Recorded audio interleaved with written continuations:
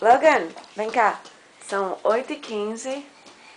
We're going to daycare. Logan, onde é que você vai? Vamos pra escolinha? Você tá tão bonito. Here, you want your book? Take your book. Ele acabou de me dar o livro pra eu ler pra ele. Que dia é hoje? Today is September 21st, 2010. Hi, Logan. Logan's getting ready to go to daycare because Mommy has something to do today. And he's gonna go play with his buddies, and he looks so adorable. So let's get his stuff. You wait here. Yeah, play with your toys.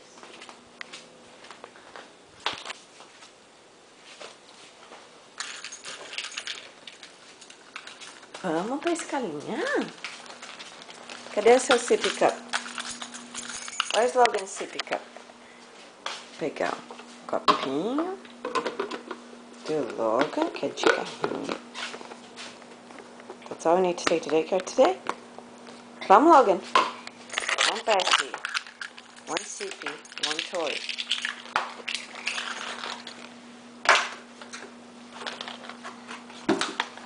Logan, let's go. Get up.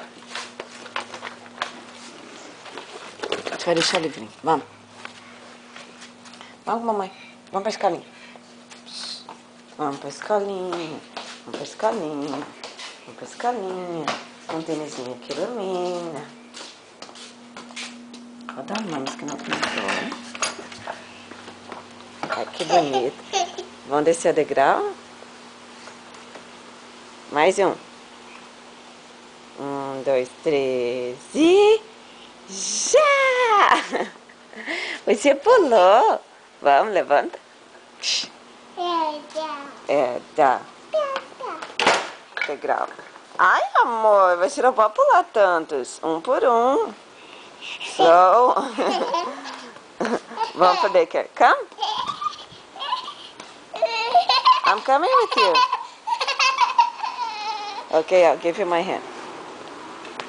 You don't need my hand. Você não precisa da mão de mamãe, você só quer ficar grudado com sua mãe. Vamos pra creche.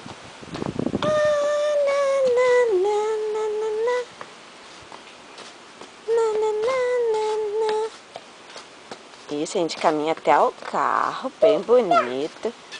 Cadê o Dada? Are you gonna see Dada today? O Dada. Vamos. Vamos até o carro. Tudo isso é pra ir até a creche. Tá, vamos lá que agora a mamãe vai botar você no carro. Dá tchau, tchau. Tchau, tchau, Logan. I'm going to daycare. Olha que bonito. Vou pro daycare. Logan, olha pra mamãe. Aí, aí. Não bota a mãe. Tchau. Tá, a gente já vai entrar no carro.